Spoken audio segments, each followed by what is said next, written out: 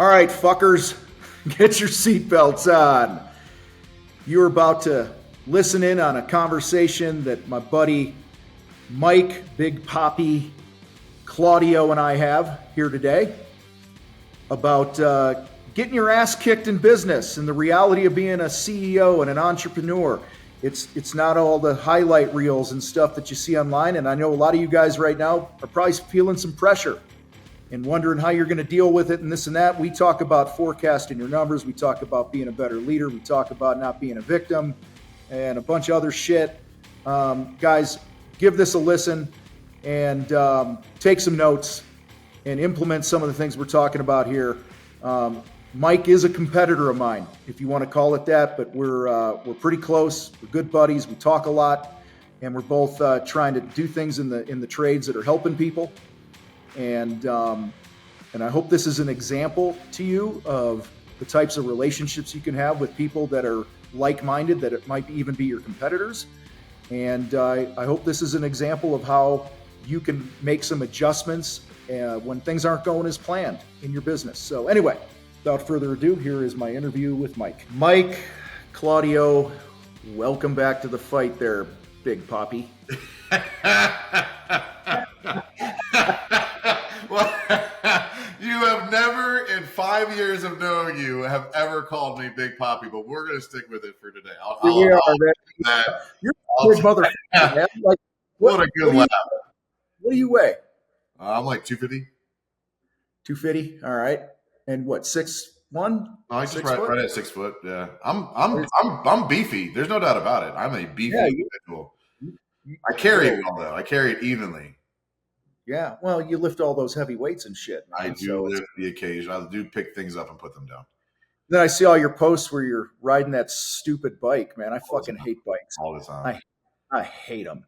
No, like that desk I got for it makes it really great, like low intensity and sustainable, like cardio. So I can sit there and like work or read very easily and burn the calories. Okay. That's been a great, that's like a meditation for me at this point.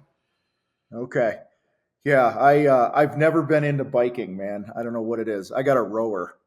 I haven't used my rower in a while either because I'm into kettlebells, man. That's my thing. Like no, you're definitely that and my weighted vest walks. Mm-hmm. You know, just I walk in the morning, I do my kettlebells and get all that shit out of the way. I literally just became an early morning workout guy. Really? Yeah, because I'm the older I get, my joints hurt and it takes longer to warm my body up. So I've usually been I've normally been like a middle of the day workout guy because I'm warmed up, you know, and like, you know, I got the fight and then I, you know, started this other fucking painting company. And now I'm like, if I don't do it, it ain't happening. I'll be Big Papi. You can be a Big Papi. You can be I'll just call you Pappy because you are pretty old. 50 double nickels in September, man. Oh, man. So guys, we're going to get real today because we probably should have hit record when you first got on here because we just came out of the gate like real. Yeah. And I think this is going to be helpful to people because, as you know, man, most people, all they do is talk about the highlights, right? They talk about how great things are and they're, you know, posting the highlight reels all the time. And you said something, you're like, dude, this is real entrepreneurship right now. And, you know, I said, how you doing? And you said, you know, it's been a tough year. And I said, yeah, it's been a tough year here in the fight as well. And I know a lot of people are feeling it. I also know, and you touched on, I'm just giving people the highlights of the first 5 minutes that we didn't record, because there's a lot of people that are going to be waking up in Q1 and realize they're losing their ass because they're not paying attention to some things right now. They're ignoring what's really happening. And listen, let's just get this out of the way. You and I are both people that are not victims. We control the shit we can control, you know, like all that other stuff. However, the reality is there's a lot of fear in the air. The stock market just crashed, you know, like crazy the last couple of days. Yep. You know, people are holding on to that money and it rolls through all of our industries, you know, and this and that. And it's not like we're going to sit here and just go positive, think your way to success, right? Because the reality Affirmations aren't going to get it done today. No, they're not. And, and I said to you, it's like if we're two football teams and we're playing in 7 inches of mud, we both got to figure out a way to fucking win. Yeah. And so right now it's a season of life and business that's probably going to be harder. And listen, if you're listening to this right now and everything's kick ass and you're going great, good for you. I mean, my new painting company's fucking killing it right now, man. We're right out of the gate and your win rate's strong, but it's not where you want it to be. The fight is strong, not where I want it to be because we have bigger goals. But what is it? What's that old saying, man? Like, it's not really profound. It's basically nothing lasts forever, right? So the shitty times don't last and the great times don't last. And hopefully you learn some lessons and all that other stuff. So what are you seeing now, man? What are conversations you're having with your peeps and all that? I want to make a statement first and we'll dive into that. Like, I think the reality is there's a big improper perspective on like the sustainability of business in general. I think so many people forget some very key like truths. And the truth is like 97% of companies never make it to 7 figures. Yeah. Like that's a true statement. That's not like some online influencer bullshit. That is a true statement. 97% of companies never make it to 7 figures. And you're out here like beating yourself up because you're not Alex fucking Hermosi. Like people, right? It's just like, and people don't give themselves enough credit. So they start chasing things or doing things or knocking themselves. Like right now, winning is losing less than everybody else. Like I have to play in the same mud you do. How do I get my bigger cleats on? How do I get my hand warmers? What do we do with our towels differently? But it's just like, how do we not lose as bad? The reality is takes them out of the football. Yeah. So it's like, So it's like winning right now is not related to anything outside of controlling your controllables, like you said, but it's also like, I don't know the exact percentage. I'm going to get this wrong and somebody's going to correct me because they always like to correct me, but it's just like you. It's like, but I think it's like 80 or 85% of the businesses that were in the Fortune 500 like 50 years ago are not in the Fortune 500 anymore. Right. And those are the best of the best, the brightest minds, the best products, the best things, the best people, the most money, the most investors, the most opportunity, the most technology. Like those companies had it all. And 80% of them from just 50 years ago are no longer in the Fortune 500. Like that is the reality of today's environment with the speed of technology, the speed of information, the speed of decision-making people don't make. Yeah. And like the data is the data. And so like right now what I'm seeing is the markets are shifting. Fear is there. Every election year is the same way, but like this year is going to be different because I think it's going to be the loudest, noisiest, just most like stay off the news. The news is going to do nothing for you. It's not going to help anything. But it's hard. Business is hard right now. Mm-hmm. And people are like, oh man, it looks like win rate's killing it. No, we're just getting really, really good at making hard decisions. Just like you guys, we're just getting really good at making hard decisions. So I don't have to apologize to anybody. I don't have to get online and tell people I screwed them. I don't have to tell people I took their money, didn't give them anything. We're making hard freaking decisions right now based on data. Yeah.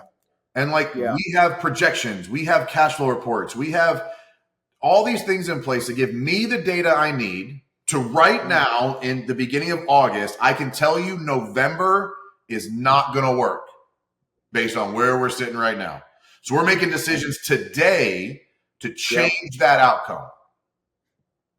Change the way we're doing things because I can tell you right now based on look, are we going to sell some clients? Yes. Are we going to lose some clients? Yes. Are we going to be better off than we are right now in 4 to 5 months? Yes. But I can't make decisions on hope. I can't make decisions and say, well, like it's an election year. So after the election, things will get better. No, it won't. It'll be different. You might see some results. You might see some pick me up on a certain few things, but I'm not making decisions on a successful 2024. Yeah. I'm trying to build a successful business that sustains any market or season. Yep. And teaching myself and my leadership team how to look at data and make objective, hard decisions where I made decisions this morning that negatively impact everybody on my team. Evenly. With intent and purpose and decision and clear thought and clear data that backs up the decision. So my leadership is like, hey, that sucks for all of us, but that is the right decision because Mike, you laid the data out, you made the decisions. Like people, I said something recently, Tom, and I think that you have also made this decision, whether you acknowledge it or not. I think from my perspective, you have. I made a decision like 6 months ago, audibly with my team, that I am no longer competing with social media coaches. Mm-hmm. The reality is, I'm not a coach. I'm a fucking CEO. Yeah. And I see the other shit out of people's companies, and I've done it for a long time. But I see I'm not just a coach, just like you're just not, like, we run companies that happen to coach. And the reality is, being a CEO sucks. Being a CEO requires you to have to, like, I cried last night at 1 o'clock in the morning looking at the options I had to choose from, knowing no matter what option I choose, everybody's going to be in pain. Yeah. And it's still the right decision. And there's somebody right now in a business acknowledging the fact that things don't feel right, but they're so afraid of hurting people, they're putting their entire mission at risk. And they will not survive the next 6 to 12 months if they do not get their head out of their ass and start looking at information and making objective, painful decisions. Cry, pout, work out. Don't drink too much. I would suggest drinking. That's not going to help you. But, like, do whatever you got to do to make it through that season. Mm-hmm. But you have to go make hard decisions. You're going to have to go operate new lines of revenue. You're going to have to fire people. You're going to have to hire people. You have to demote people. You're going to have to adjust comp plans. You have to adjust commission structures. You're going to have to adjust debt facilities. You're going to have to be broke as a freaking joke as a CEO and not pay yourself for a couple months. You're going to have to do that. And if you think because Alex Hormozy didn't have to, that you shouldn't have to, fuck you. Wow. I love it. You see it from my body language. I just leaning back in my chair, letting you do your thing at this point, man. You're going Reber on this, man. I love it. You've experienced just like I have. Do you know how many people we coach that have ignored the shit out of the advice we've given, and now they're being like, I wish I would have done something different. Stop being the person that wishes they would have done something different and just do something different. You know, here's another thing about being a CEO. It's the times like this, you guys, this is where you gain fucking wisdom. That's why you hang out with people that are ahead of you. That's why you hang out with people that know more than you. That's why, you know, I mean, I've been through a couple recessions as a business owner. I know what's fucking coming. I know what it's like. And I made a commitment in 08, 09 that from that recession forward, and that's one of the reasons that we're as strong as we are right now. Again, we're not crushing any fucking records right now. I'm having the same year you are in some ways, right? Mm-hmm. So I don't want to paint some rosy picture, but I'll tell you what, we made a commitment that I was going to operate any business I've ever had going forward, like, not from a negative point of view, but I'm going to operate it like I'm in a recession. Mm-hmm. Like I'm going to stay hungry. Because, you know, the phone stops ringing for a contractor. And now all of a sudden they're going to go prospect and they're going to do some marketing and all this other. And I'm like, no, you fucking do that year round. And like you were saying, the advice that we give, and then they don't take it. Guys, this shit's rooted in wisdom. This is rooted in experience. It's rooted in what we've seen 1,000 times. And when I tell you, fucking build your brand, God damn it, build your brand. You know, when Mike's telling you to, like, hey, you need to fucking get your head out of your ass and forecast the next 6 months, quit being a lazy little bitch and fucking go do it. Like, it's not for Mike's health. You know, it's like, I'm like, I really do care about people. Like, I love aggressively. I love with truth. I love with showing up and giving you what you need, whether you like it or not. Mm-hmm. And the reality is there's a lot of business owners that out there that I've dealt with over the years, and I'm sure you have as well, that feel like their situation's different and we must not get them. And our advice it's not relative to what they're dealing with. Mm-hmm. And I think, honestly, Tom, I think you and I and several others were wrapped into this bullshit online coaching garbage that happened over the last 3 or 4 years, where like everybody was treated equally, as if we all knew the same shit and we were all just as equally guilty of being false and being fake and not being real. And I said it on the video I did after watching you on the Contractor Impact last week. Like, dude, you are yourself everywhere, unapologetically. That's just who you are.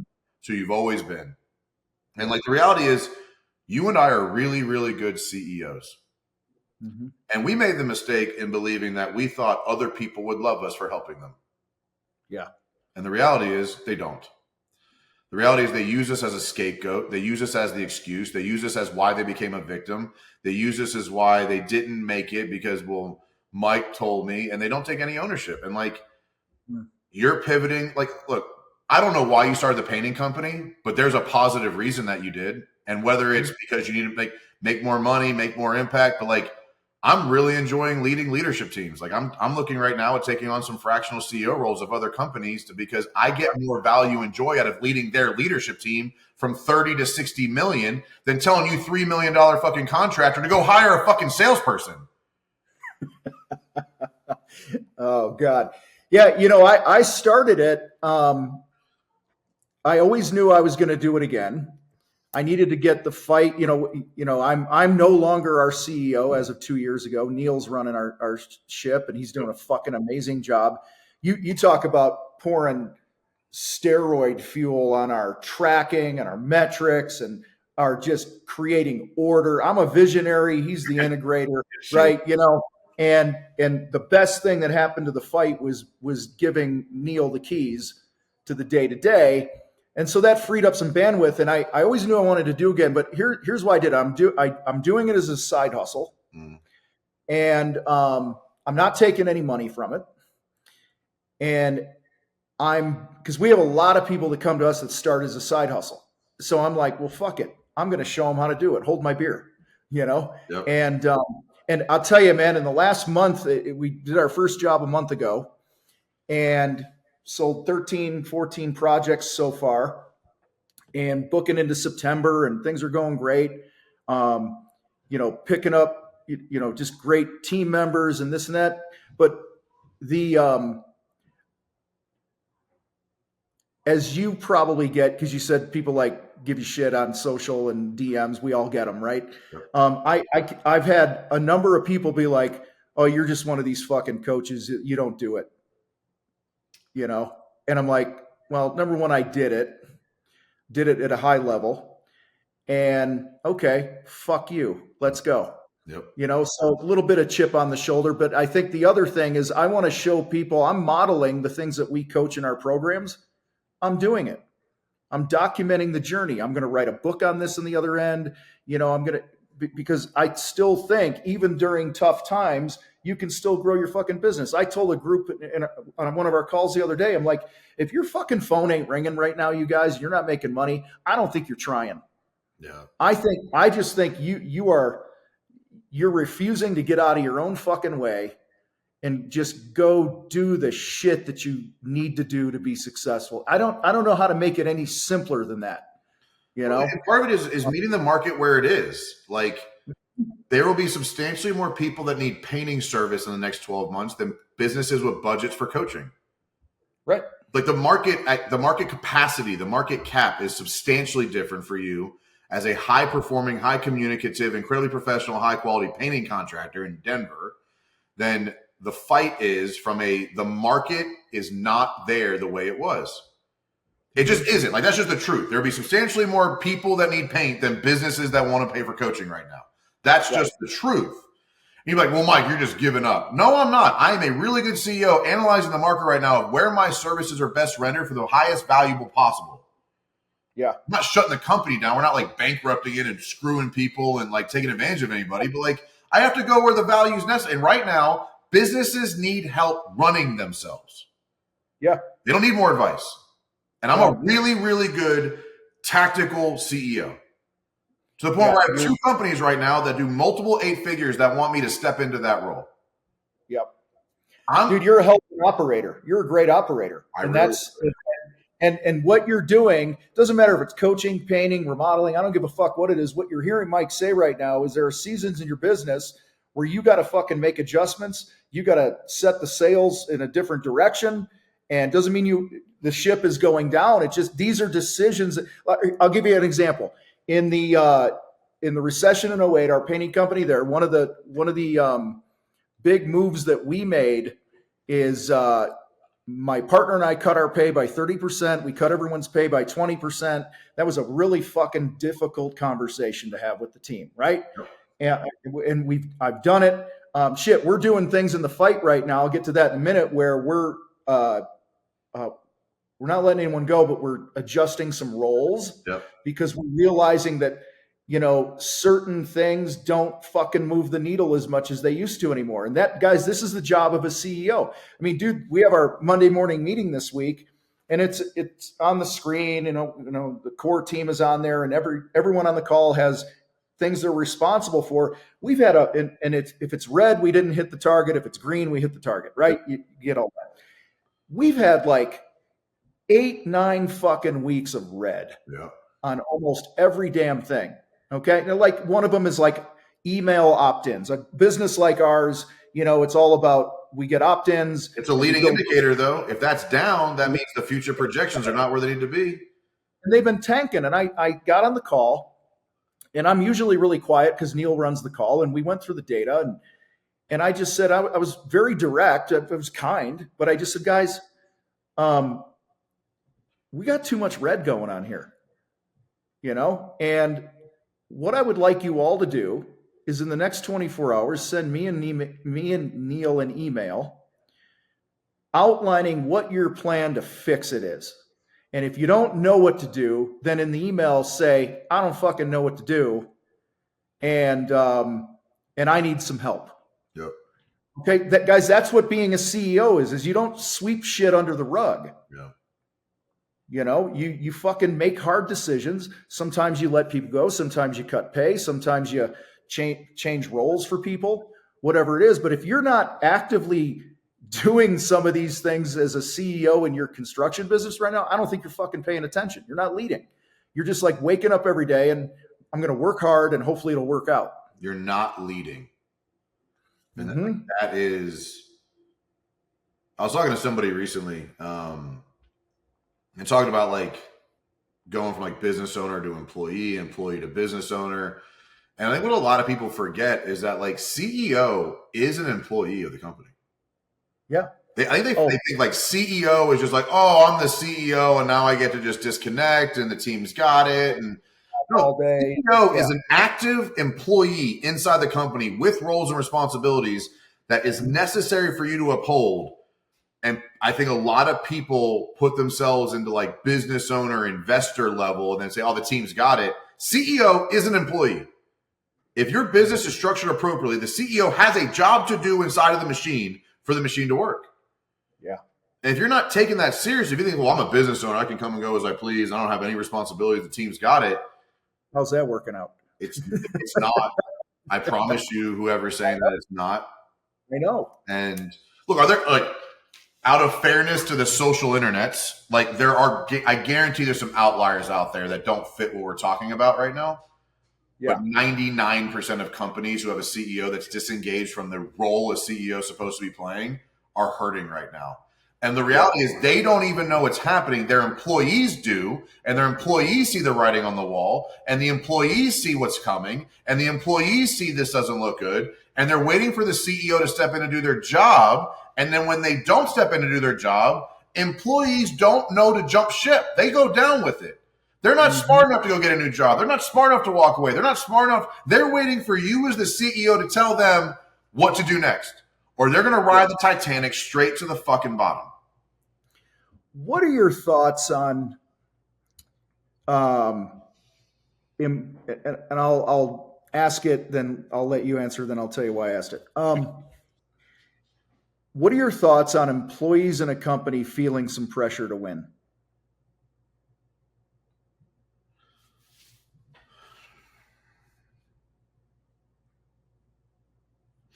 I think that's like the only thing you're supposed to do as a CEO is put them under pressure to win. Like, I think that's the only, like, I think it's a necessity that they, like, we had a conversation this morning and everybody's upset about it. Good. Go fix it. Mm-hmm. Good. Go have your conversations. Pick my game plan apart and tell me what I'm missing because we need to win. Yeah. And you're all responsible for that.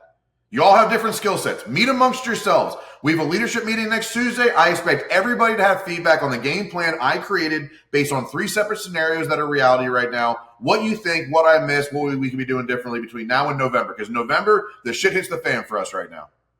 Yeah. If shit doesn't turn First around. week of August, I'm giving you the heads up. I'm the captain saying there's an iceberg coming. I see it. If you don't pivot, the whole ship goes down. Mm-hmm. What I said this morning, this is an opportunity for each of you to step up as a leader on this team. Yeah. And if you don't, you might be the reason we fail. Yeah. Because you might not be here anymore. And so, I guess if you're not in business to win, what are you doing? Yeah. So the reason I asked that is I have and this is a me issue that I've had to work really hard on, is I'm usually the one that goes, put it on my back. I'll find a way. I'll carry it. And I think a lot of CEOs, a lot of business owners are like that like I have to be reminded to ask for help. Yeah. I'm that guy. And so one of the things that's done through the years is, because I'm not expecting at a high enough level for other people to carry their fucking water. Yeah. I carry it all, or I don't carry it all. I feel like I carry it all because the language and the conversations I have, I can tell nobody's feeling pressure. Yeah.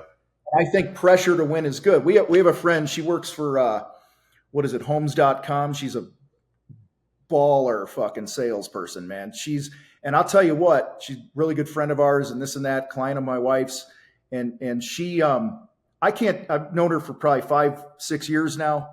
At least 50% of the time that we hang out, she will say something like, yeah, I got to go, or no, I can't do this next week or whatever. I got to hit my numbers.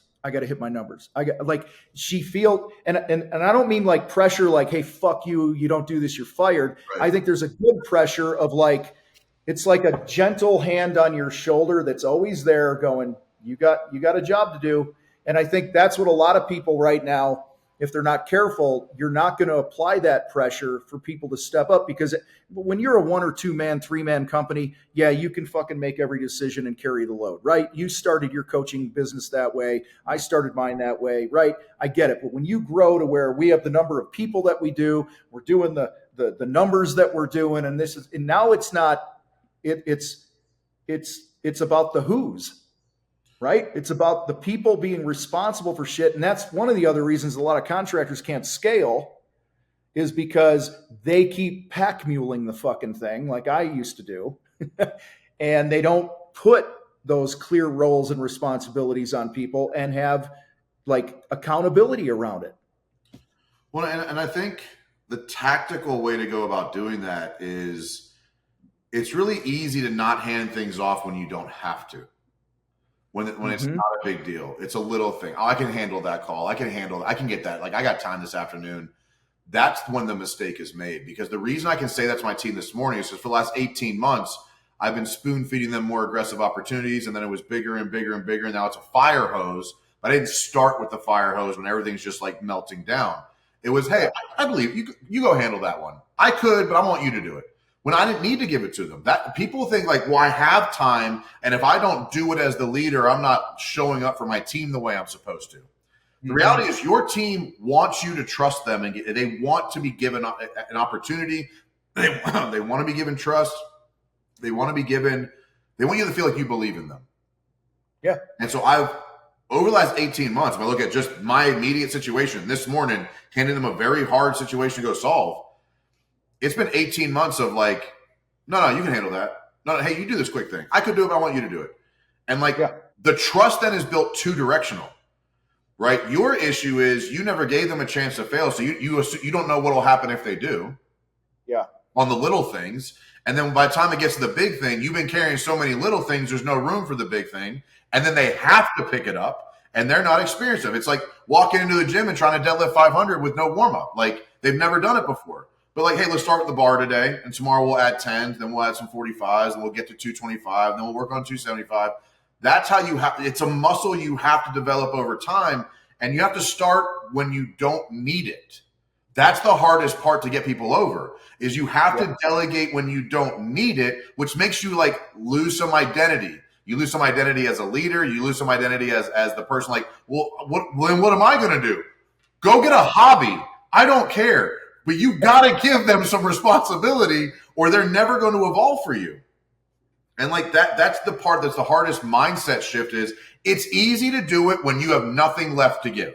Like when you got everything and you got no more room and you break and your team goes, we got you, man. Yeah. It's really hard to do when you don't have to. But that's when you need to start because it gives them freedom to fail when it's not catastrophic. Yeah, I think one of the big mistakes when delegating and why people don't grow their business and raise up other leaders is they forget that when you delegate, people are going to make mistakes, just like you made mistakes when you started, right? Like if I underbid a job right now in Simplify Painting, let's just use that. If I underbid a job, nobody's yelling at me about it. You know, I fucking take it on the chin and I move on. Yet, you know, when I go and hire a salesperson here pretty soon, I'm going to have to remember that there's going to be a learning curve and they're going to make fucking mistakes and you got to push through those times. Otherwise, you're the bottleneck of everything all the time. Well, and like people say, well, Mike, it's easy for you. You're a good leader. I can show you on paper where I lost $250,000 last year, not in opportunity loss, in cash lost on mistakes my team made last year. I can physically show it to you on paper. That was an investment in the skill set to solve today's problem. There you go. That's where wisdom comes from. And you're like, well, it's easy for you, Mike. No, it's not. I lost $250,000 last year in mistakes my team made. Yeah. But it developed the skill sets necessary for me to say, hey, guys, we got 3 months to solve this problem. Mm-hmm. We're meeting about it next Tuesday. Come prepared. And I gave them the roadmap. Here's what I'm analyzing. Here's the CEO. I basically played CEO and CFO this morning. Hey, guys, I ran the budgets. I ran the projections. I ran the cash flows. Here's what I'm seeing. Here's the pivots I think we have to make to evenly distribute the pain amongst everybody. Mm-hmm. Take this information, dig into it on your own. I want you to poke holes in my idea and come back next Tuesday with a game plan on anything you think we could do differently than what I'm suggesting. And that's I paid $250,000 last year for the right to do that. Yeah. And when they fix this, I might make an extra $250,000 in the next 6 months. Mm-hmm. Right? That's very realistic. Yeah. If I was not able to hand them that, you know what I don't have time to do? Go look at fractional CEO roles and running other companies. Go look at alternative forms of income that we can create as a company. Go analyze some different service offerings we can do. I can't do that if I'm carrying the pressure of that problem as well. So the indirect impact of being able to pass that off is worth millions of dollars. I was mentored, this had to be at least 25 years ago now. God, how old were you then? How old were you then? Like 7?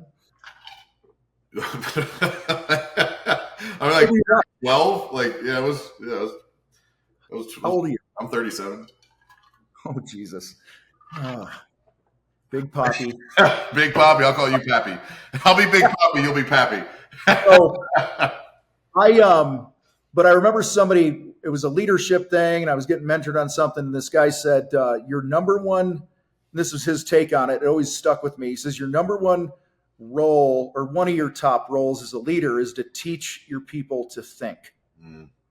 If you're the only thinker and problem solver in the business, you're fucked. Mm-hmm. You know, and I think that's something that we do as leaders sometimes when we don't delegate properly, we don't work through the tough times with people so they can get better, is if we keep bailing them out, then they never grow. Like, stupid example, but it's very real to our audience.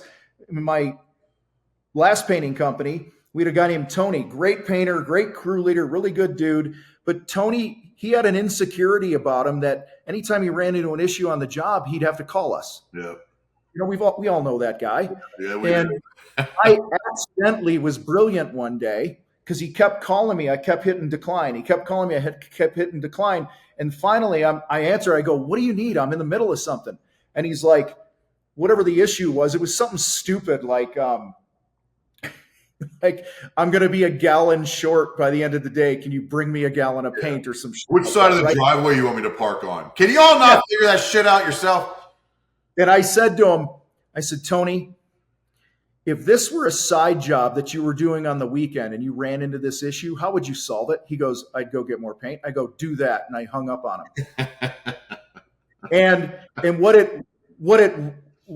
I realized is that from then on forward, anytime somebody would call with an issue, I'd be like, hey, Mike, sorry you're going through that on the project today. What have you tried to fix it? Well, nothing. I called you. Okay, well, let's pretend you couldn't get a hold of me. How would you fix the issue? And I had a rule. If it's ethical, if it's safe, and it's best for the client, fucking do it your way. I don't give a shit. Yeah. Right? And I think that's what if we keep bailing people out, they never grow. And then obviously the company never grows. And the only thing that grows is your overwhelm and stress as an owner because you're trying to hold it all together. Well, I want to unpack that for a second because what you just described for somebody who's never done it won't understand the value in it. Like what you just described is, but Mike, what if he makes a mistake and it costs me money? Mm-hmm. That's the immediate scarcity perspective is, but like, what if he does it wrong? What you devalue is him learning to do it on his own increases his production over time by a compounding multiplier, like problem over problem over problem that they solve on their own. And so, yes, it might cost you $1,200 in a mistake on that project, but he becomes twice as fast at getting things done over the course of the next 6 to 12 months. If you, like you said it, but I wanted to paint the picture because so few people can get past that first scarcity mindset of if you don't give them permission to fail, you will fail. Mm-hmm. Period. Mm-hmm. Because you're going to hold back. You're so afraid of, and this is like the way I've always said it. I don't remember who I heard this from first. I've heard it from a lot of people all the time. But like when you start sacrificing great to hold on to good, you're hurting everybody. Because that's what the conversation we're having right now. Like the coaching industry, Tom, I would put us in the top echelon of coaching industry. Revenue, time in project. The ceiling in coaching, we're kind of at it. 2 to 3 million, maybe 4 is kind of the ceiling of a one-on-one or small group coaching environment, right? Like there are people there's some 1%ers that have done something more, but like that's not the type of business either one of us want to build, right? Right. And so but if you look at coaching in general, 98% of coaches never make 6 figures in a year. Did you know that? Yeah, I did. Yep. So like 98% of business coaches, if you look at all the top guys who have the certifications, we're at the ceiling we're near the ceiling of the elevator of coaching. And I looked at my entire team last week and said, we have to figure something out or I'm holding all of your careers back. Because if I don't go build something different, if I don't pivot into a different elevator, I'm creating a ceiling for every single one of you. And it scares the shit out of me, man. Because I'm doing something right now. There's some things in play right now that's going to sacrifice good to chase great. Yeah.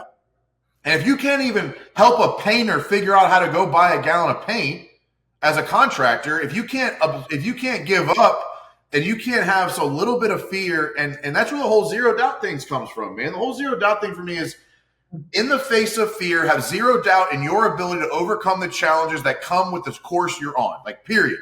That is zero doubt. When I talk about zero doubt, it's about having zero doubt in your ability to overcome the challenges that come as part of the journey that you are afraid of. Well, I'm telling you right now, win rate consulting is near the top of the elevator of what a coaching company can create while the market is not looking optimal for people having disposable funds to invest in coaching. I can tell you that objectively August 5th, 2024. Watch what I do next. Mm-hmm. And I'm going to bring my whole team with me because I built killers by giving them permission to make mistakes and grow. When you're a painting contractor right now and you've been primarily doing, let's just say, commercial build-outs, you better pivot. Commercial's not doing great right now. If you can't figure out how to sell residential, like I don't want to sell residential. Cool, you might die on that. Are you prepared to die on that? Yeah. Or your team to go figure it out? There's people are still going to spend money on their homes. They're not going to buy a new home. They might not do the $100,000 kitchen, but they'll fucking paint the cabinets for $8,000. 100%. You know what I'm saying? So that's again. And dude, I want to say this too. When you have that meeting with your team, you put things in their court, I do something as simple as, well, how do you think you should solve the problem, and all this other shit with people. And you get them to think and problem solve. You're telling them that you trust them, you believe in them, they have what it takes. And that is so uncommon. Every time, and I'm preaching to myself here as much as anybody else, that every time I choose not to do that, I'm eroding their fucking confidence. I'm taking some of their mojo or swagger away. And that's one of the reasons that companies don't grow, because we fucking keep rescuing them. And we do it. We don't trust. We're afraid to lose money. We think we're the only ones in the fucking world that can do the thing, or a number of other reasons. And what we're doing every damn time that we don't get out of the way. Now, our job is to support them. Yeah. I don't just go figure it out, but I'm be like, all right, my foreman's name is JC. I go, here's the work order. Hey, I want you to spend 10, 15 minutes on this. Let me know your plan on doing this job and bringing it on in time, budget, great experience, blah, blah, blah. And then a few minutes later, we'll sit back down and he's like, all right, we're going to do this. We're going to do this. So-and-so is going to start here. Blah. I'm like, dude, great plan, man. Like, think what that does to somebody. Take the trust out of it. You're right, but that's we'll call that a leadership 2.0 lesson, right? That's an advanced lesson of building and creating trust amongst your team. But if I look at a leadership 1.0 lesson, the reality is, if every time something happens, you step in and do it, this is what happens. This happens every time. You turn A players into B players into C players, and then the next A player you hire gets pulled down to a C player immediately, because this is what happens. They say, hey, man, I want to do this. You're like, no, I got it. Hey, man, I want to do this. No, I got it. Hey, man, I did this. That was wrong. Don't do that again. They stop trying. And then the next A player you hire, I hired an A player, but then she didn't work out. I wonder what happened. When he came in, he goes, let's do it this way. The C players you develop go, Tom's going to do it his way anyway. Don't even try that. Yep. Mm-hmm. Hey, look, you can try that, but Tom's just going to do it his way anyway. So you might as well just bring it to Tom, because Tom's going to do it his way anyway. And so this A player you hire gets turned into a C player. The next A player you hire immediately gets turned into a C player. And you're like, well, I hired good people. What happened? Yeah. What happened was the crabs pulled themselves back into the pot, and they say it's not worth it out there. It's not even worth trying. Tom's just going to fix or tell you you're wrong and do it his way anyway. Or Mike, I'm just using you as an example here, but or Mike. I've done it. that is leadership 1.0. If you start making people feel like when every idea they have isn't worth sharing with you, the next great A player you have will be immediately pulled down to a C player by the culture you've built. Well, and this is also why, how many guys have you coached through the years that for the life of them can't seem to fucking build a team or keep a team, right? Always someone else's fault. They didn't want to work. They didn't want to try. And maybe you're the fucking problem. You know what I mean? And Steve Shinholzer, he built and sold multiple companies. His last one was his pond business, sold it to his two top guys, and they're blowing it up now. They're killing it. Somebody said to Steve one time at this event, they're like, yeah, well, Steve, you just got lucky because you got Mike and Andrew.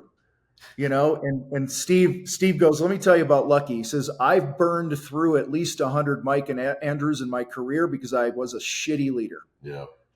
He says, I just happened to get my head out of my ass, and I actually decided to coach and mentor them and make them think and solve problems and this and that, and I gave them a vision of where we were going.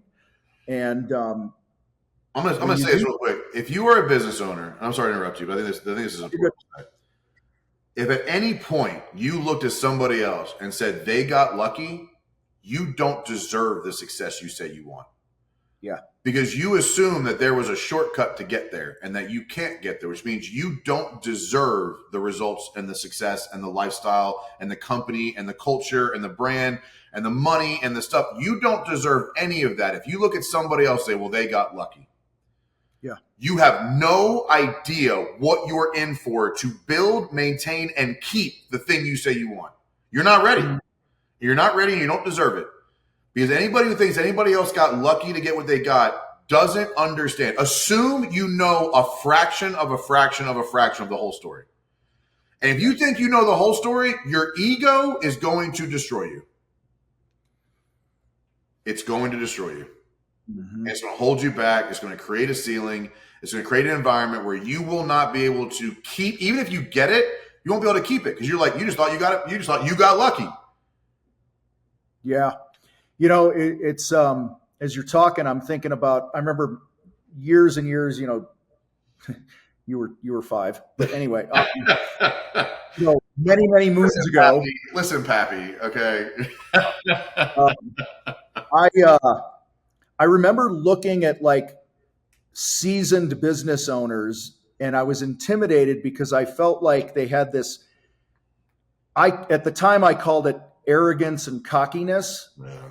and what I've come to learn as I've been successful over the last few decades, whatever, is it's a swagger and a confidence that comes from fighting these fucking battles. And the work that you've put in. I mean, I don't know if anyone caught this but me. I'm sure they did. But about 15 minutes ago, Mike says he had tears in his eyes at 1 a.m. last night. Okay? That's why you're showing up with this fucking confidence, this intention, a swagger, a chip on your shoulder, whatever you want to call it. You guys, if you don't have that as a leader, I think you're probably not going hard enough developing yourself as a leader, having tough conversations, making tough choices. You're being a fucking ostrich, sticking your head in the sand, hoping the storm blows over instead of being the bison and saying, I'm going to run into the shit, and that's where that, and I could, you said earlier, like, oh, Tom's just always Tom and he's unapologetically Tom. I wasn't always that way, Mike, but the more that I've worked on me, the more that I've fucking got kicked in the dick, the more that I've been burned, the more that I've had tough conversations, the more that I've coached and mentored and helped people, the confidence increases. And you get to a point where you're like, I don't have fucking time to beat around the bush here. Let's go, fuckers. We got shit to do. The reality is, like, and I'm not going to say, I'm going to try to not be broad stroke on this statement. Because sometimes I'm guilty of being like, well, everybody and people, I'm pretty broad stroke. I'm going to be less. If you are trying to build something of meaning that you really, really care about, and you want to own it no matter what the season is, and you want to represent the values and the mission and the vision you had, and you want to be a great leader, like, the battle and storm you have to go through to accomplish that leaves you with no energy to care what anybody thinks. I don't have the energy to prove something to you. It's not that I don't care. I'm literally out of energy to give you any attention as somebody who's not on this mission supporting me. And like, people get so offended by that. The reality is I got nothing left to give you because I gave everything I had to this thing. And if you're not giving everything you have to that thing and you're on to the next shiny object, the next little thing, the next get rich quick, the next solar, Bitcoin, short-term rental, if you're always on to the next thing, you're never actually falling in love with any of it. And when you fall in love with something, the battle, just like marriage, just like parenting, just like even friendships, it's a freaking battle. And when you really, really give everything you have to something to make it work, because it's going to take everything you got. It's not that I have an ego. I literally have no energy left to care about performing for what you think I'm supposed to look like right now. Yeah. I got nothing left. It's not that I don't want to care. It's not that I don't care. It's not that I wish that you feel good things about me. I want you to say I'm still a people pleaser by nature, but like today, Tom, I got nothing left. I got nothing left today. I got 4 hours of sleep last night. I rebuilt the entire projections of our company. I made very hard conversations. I told my entire leadership team that they're all going to take a financial hit over the next 3 months if we don't fix the problem. I'm in a position right now where I feel guilty and shameful that I made wrong decisions or didn't push the team harder or didn't lead the team correctly, where objectively I can tell you I believe I made a lot of really good decisions this year, and it's just not working out because we're just all in the mud together. And now I have to look at what am I going to do next to create revenue, to create opportunity for my team. I have nothing left to give anybody who's not part of that mission. That is not ego. It is not conceitedness. It is not cockiness. It is literally, I just don't have any more shits to give. And like, if you can't understand that, then you've never been in that moment. And I don't care, until you've been through the valley, you can't tell me you're a business owner. And I've said that from day one. Until you survive the valley, you can't say you've made it, because you're going to hit a valley at some point. We have a ton of people that are in our program, I'm sure you do as well, that started their business 6-8 years ago when it was easy. You know what I mean? And it was easy and then it got really easy. Like, let's And we were telling them, Neil, our CEO, was always telling our communities, like, this is probably 2018, 19. He was like, 17, 18, 19. He's like, guys, by the way, these are the golden years right now. If you think this is hard, if your phone's not ringing, you're not making money, this and that, you might not be cut out to run a business because it's not even hard. Yeah. And right now, what's the Warren Buffett quote, right? When the tide goes out, you're seeing who's naked. Yep. And that's what's happening. So let's kind of land the plane with this. Right now, like you said, the stock market's fucked. Fear in the air, election year, yeah, whatever. Okay, we get that. People aren't spending money the way they want to. So what are you telling contractors right now? Like what is the counsel that Big Papi is giving it? So the first thing, and I did a podcast on this recently, and the first thing is you need to analyze every dollar you're spending to prove return on investment. Because I think a lot of people make a mistake where they emotionally just start cutting expenses and they cut the wrong expenses, right? Mm-hmm. They cut the leadership payroll. They fire the wrong person because it seems like an easy expense to cut, but they keep the lower expenses that are not ROI and get rid of the high expenses that are ROI. If you don't know what ROI stands for, Google it, but I'll get return on investment. Right. And so the first thing is to look at what I did last night was go through my entire budget and say, are we getting a return on investment? And there's 3 or 4 things I was like, we thought we were going to, but we're not. We cannot quantify or calculate an ROI on these things. They're just done. As much as we think they're going to pay off, we can't hope. And so I look at every single expense and say, am I getting a return on investment on that? Because those are the things I can control internally, right? Yeah. I can't control who's buying. I can't control interest rates. I can't control the stock market. I can't control anything, but I can control my expenses. What am I willing to commit dollars to?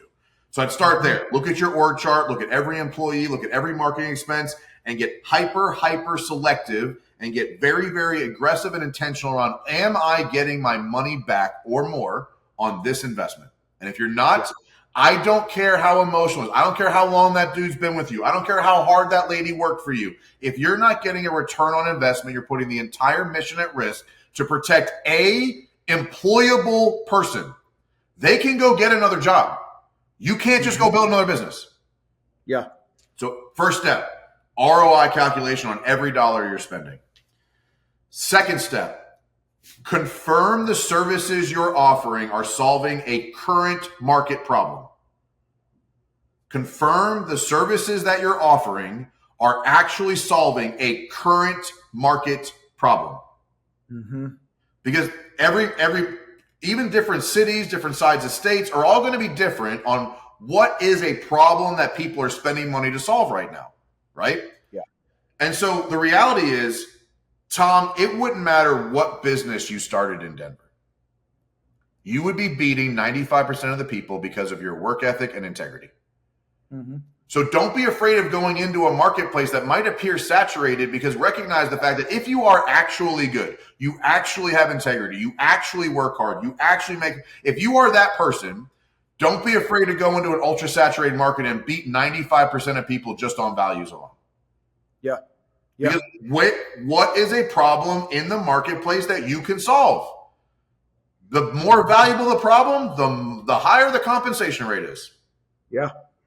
And so I'm analyzing that right now, Tom. And I can tell you right now, over the next 12 to 18 months, there's going to be substantially more budget money for other services than coaching.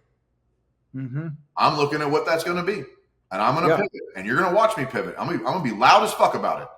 And be like, oh, Mike just lost. I told you Mike was a fucking loser. Cool, man. Keep watching me win. Because in 18 months, when that company fucking blows up and you tell me I got lucky again, I'll tell you go fuck yourself again. Analyze, do you have services that solve an actual problem in the marketplace in today's environment? And then don't be afraid to go into a saturated market and beat the 95% of people that just don't operate into that industry, that service offering at the level you operate at. And then third, hyper get your family on board with the struggle that may be coming. because as a leader, you're going to have to make personal sacrifices to protect the mission. And if your family is not understanding, on board, or informed about that, you will carry guilt and shame unnecessarily that'll make you a worse leader. If you feel like you're failing your wife, you feel like you're failing your kids because you just didn't tell them they can't keep spending money, you just didn't tell them it's a tough season, and you're just like, to your point, I'm just throwing that on my shoulders and I'm going to carry it, you're going to put your family into a debt situation you may never be able to climb out of. Yep. That's huge because we, I'll speak to the men. As a man, we often want to shield them from the bad shit, right? And that's fine. That the intention is good, but you can't shield them from the truth. So you got. If you don't tell them, they're going to be rowing in a different direction at a different speed. That's just the facts. And so, like, whether they can handle it or not, they need to be rowing in the same direction at the same speed as you are, or like you're going to create contention and disconnection from the people you say you're doing this for. Yeah. Well, you're going to be working your ass off, and they're just going to think that you're not putting the family first and all this other. And now they're reading your mind because you didn't communicate it. 100%. Like everything's on the table with how things change. It was funny because when we got on this call, I was on a podcast, and then you hopped on, and in between the two, I returned a sales call to this guy, and he and just to tell people, one of the things that I'm doing right now to meet a need, I'm here in Colorado Springs, all I hear from people is contractors don't call me back, takes them forever to get out here. It's a typical bullshit, right? So I'm going, well, that's low-hanging fruit. Yep. So he literally texts me back because I've been chasing the guy for a couple of days to have a phone call. He finally texts me today, and he's like, hey, I can talk today. And I said, hey, how about such and such time? And that's when I called him. And I did, we teach our Shinfu sales process and stuff is designed to protect you. I did like a 3-minute Shinfu with this guy. I'm like, what's the occasion? Got any deadlines? Blah, blah, blah. He's like, yeah, I had another guy come out. I thought his price was high. I said, what's your address? I pulled it up on my thing, and I'm like, it's a tiny, tiny little exterior repaint, 1-level house, ranch home, and I said, hey, it's like a 1.5-day job for us. And I'm like, just based on the pictures, I can't see the rest of the house or the condition, everything. So it could go up. I said, we're looking at, probably somewhere around $3,500 for labor. And then depending on the paint grade you want, it's probably gonna be 12 gallons or so. And we get it taken out. What would you like to do next? And he's like, well, can you come out and give me a firm number? I'm like, sure. I said, what are you doing at 4:00? Like, dude, I'm there now. Tom Reber right now between two podcasts doing everything we preach. I did a post on Facebook and shit last week, I think it was, where I talked about how speed is king. And I got a lot of guys, and they're good guys, and I understand the argument they're making that, if you're too available, then you're probably not a good contractor. That's what they were saying. And I'm like, well, first of all, just because I call you back today and I can even come see you today, if it makes sense, doesn't mean that we're painting today. Doesn't mean we're painting in the next 3 weeks. It just means I am Johnny on the fucking spot, dude. And I can promise you, dude, I'm selling projects at 55, 60, 67% right now because I'm fucking Tom Reber. All right. So it's the client experience. And that's like the ignorance of that statement of like, yeah. And it's like, I don't know about you, but when somebody finally picks the phone up to call a contractor, the last thing you want to do is play fucking phone tag and wait 2 weeks. 100%. You know what I mean? And the other adjustment I'm doing, and I learned this in the last recession, was, dude, I had a project the other day, $7,000. We walked away with a 67% gross profit on a 2-day job, knocked it out of the fucking park. They couldn't have been happier. And we're standing there, I did our bracketing before I went out there. She's like, yeah, that's kind of in the budget. I get out there and I said to her, hey, and they're moving. So you got to understand the context too, you guys. They're moving. They have to be out of the rental into the new house, but the new house now needs all this work, and painting wasn't on the list, and they got to do hardwoods, and the painting they wanted to do, but now they're not sure if they can because the flooring costs more. You guys know the routine. We've all had these conversations, right? And I just called a timeout, and I said, hey, pretend it was Mike. I go, Mike, are you open to hearing about how maybe you could save $1,200 to $1,500 on this thing? And the lady's like, her name wasn't Mike, but she's like, yeah. And she said, that'd be great. I said, I said, my software, and this is true, I said, we're designed to add a crazy freaking markup on our materials, and it's paint. We're not buying cabinets, guys, okay?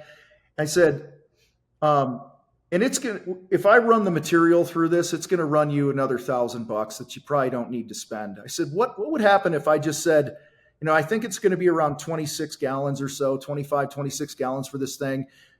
We'll pick the product line, we'll buy it, and then you just call the paint store and pay the paint bill when we're all done, and I'll just charge you for labor. Okay? And dude, that's the last 3 projects that I'm over 60 something percent gross profit. I'm saving them money. I'm helping them. I'm getting what I want. I didn't lower my labor rates. That's what my labor rates are. Yep. That's how we multiply our labor. But you have to be willing. Like I was telling somebody yesterday, I treat every fucking project, every lead is its own unique situation. When you understand the context, their pain, their motive, what they're really after, the timing, all these different things. And I will orchestrate the deal in a creative way where everyone fucking wins. Everyone gets what they want. And I see so many contractors, they just go out there and they're like, you've seen them, they talk shit on the internet and stuff. I just tell them, fuck you, if you don't want, this is what it costs and all this other shit. I'm like, and you wonder why you're still a one-man show and you're 63 years old and you make $46,000 a year. Fuck you. That worked in 2022. Yeah. that don't work in 2024. It did work. But, shit Tom, works. This was an epic episode, dude. This was an epic episode. This is the reality and the truth of what the next season looks like in business. Like, hands down. It is. And guys, get your fucking seatbelts on, man. And you were kind of poking fun at the beginning of all the other internet gurus and all this other shit. And I'll tell you, man, I remember a day where I would open up my phone. I don't know how many months or years ahead of you I was, but whatever. I remember a day where I would open my phone, usually Instagram, and you were the only other motherfucker doing what I'm doing that I would see there. And now I open my phone, and if somebody's done, $700,000 a year in business, they now call themselves a fucking coach. Yeah. Because they also think the grass is greener on this side of it. And I'll tell you guys, and listen, I love the fight. You love win rate. I believe we're in this for the right reasons. We're fucking changing lives. We're really fucking good at what we do. I get that. And unapologetically, I will preach that forever. And I think we're the best fucking thing on the planet, right? For a contractor. But what I see is a lot of these guys, they come out of the gate and they just think, oh, I built a $20 million business, so everyone's going to flock to me and want to pay me for my wisdom. And they don't realize how fucking hard it is. Because we're not, listen, we're not selling websites where you actually get a physical thing. You know what I mean? We're not selling a product. We're selling our opinion. We're selling our opinion and some wisdom and some experience. And we're collapsing time. We're helping you collapse time. Okay. If you follow Mike, you follow me, whatever it is, and do the shit we're coaching you to do. We have our different approaches and shit. I promise you'll fucking make more money if you implement the shit. And that's what a lot of people don't know when they get into coaching is my success as a coach and yours as a coach and win rate and all that comes down to somebody else doing the shit. You know what I mean? It's like you can hire a personal trainer, but you still got to lift the weights and eat the food. Yep. And if you don't, you're still going to be out of shape. And so that's, for those that are listening to this going, yeah, I'm going to start coaching and stuff. I'm like, that's cool. You go coach and this and that. Please go for it. But I'll tell you right now, you better figure some shit out because I can promise you it is. There was a guy that was in our world and went off and started his own thing and whatever, is a long story and I don't want to open the wound again. And he just thought that fucking everyone in the world was going to come and flock to him. And he had a little spike in the beginning. And then about 2 months later, all the people that he poached and this and that, they all started coming back, because he thought he just thought it was easy and it's not. Yes, he did. Yes, he did. Yes. I think you know who I'm talking about. I do know. Yeah. and listen, we're blessed to do what we do because we really get to know people and their stories. I mean, the things I posted a thing in our free group the other night. I got this beautiful letter from a guy talking about how the contractor fight basically saved his life in depression and all this other shit. I've had people, and I know you get these things too. So I'm not, I know you do because I know how you show up. It's what keeps us going. It's those messages are what keeps us going. I had a guy tell me he was literally had a gun on the table. Yeah. This is like 4 years ago. And his phone and his gun were on the table and he was contemplating suicide. And he just happened to pick his phone up. He opened it up and one of my fucking YouTube videos was there going, "Hey, fucker, don't quit. You got what it takes." Blah, blah, blah. Dude starts weeping. I don't want to laugh, but like that's real, man. Like that is a real story. I know it happens. Yes. But I believe it's because, as you said, you and I don't know, whatever. It's I think. I don't know. My wife, us. we're in that top 2 to 3% in our industry easily.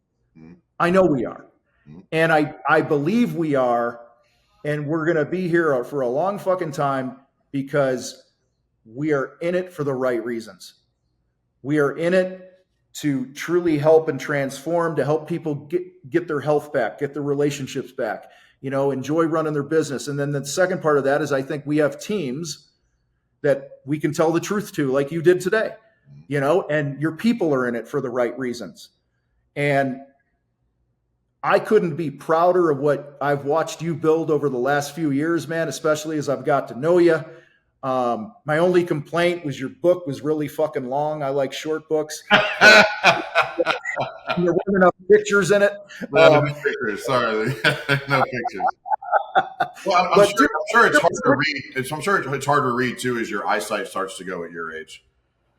$14 readers. I got my little $14 readers. They are. You probably got one in every room because once you take them off, you can't find the next pair. I lose them all the time, man. All right, pick up early. Roll, bro. I gotta roll. I'm adjusting your amount of my will. Perfect. Perfect. I'm going to give you 17 cents a year for life. So there you go, man. That'll add up. Look, man, I appreciate the conversation. This was a good conversation and mutual respect, man. We both look. We are competitors, 100%, but I think we collaborate really well, and I think we both have a real knows real when they see it mentality, and I think we've both earned the right to each other's like friendship, and that is very uncommon in the world. Period. In construction, period, especially in coaching and competing, and so. Thank you for being you, man. Like you make it easy to be your friend. You make it easy to be a peer. You make it easy to be a champion of you. And I'm sure that feeling's mutual because we both cut people out pretty quickly. I think we're both pretty similar in that. Give me a reason to not trust you, and I'm just not going to keep trying. And I think you wouldn't be on the fucking show if I didn't feel the same way. So totally, and I appreciate that, and I appreciate you, and honestly, good luck in the rest of the year. Good luck with the painting. Good luck with the Mile High Mastermind, and looking forward to seeing what the next couple of years has in store for us, bro. Likewise, man. And I look forward to watching you turn this shit around. And I know you are. I have zero doubts. Zero doubt, man. Zero doubt. Just going to fucking happen. And it's going to happen because Mike's ahead of it. He's looking where the fucking hockey puck is going, not where it is now. Yep. Right? The Wayne Gretzky quote, if we want to be cheesy. You go to where the puck is going, not where it is today, because shit's changing. And if you're not making adjustments in your business right now, you're going to have a really hard go at it. And don't come bitching to one of us 6 months from now when you're broke as fuck. You can bitch. Don't call me lucky. Yeah. Bitch. Yeah. Just don't call me lucky. Don't complain how you're the fucking victim when we're telling you in advance what's happening. Yep. It's like Neil. He was always like, guys, we're in the golden years. You better fucking get this shit together. We were calling the shot. Because markets always come and they correct, they do shit. It's going to happen. You got to be ready. Mike, where the hell do people find you? Where do you want them to go? Just MikeClaudio.com. Just Google Mike Claudio win rate. Just go on the internet and just type in Mike. I'll probably come up. You should get the domain Big Poppy. I got Big Stud. from the podcast, but like I'll get Big That's Poppy. true. I'll go buy Big Poppy for you, and I'll buy you Pappy.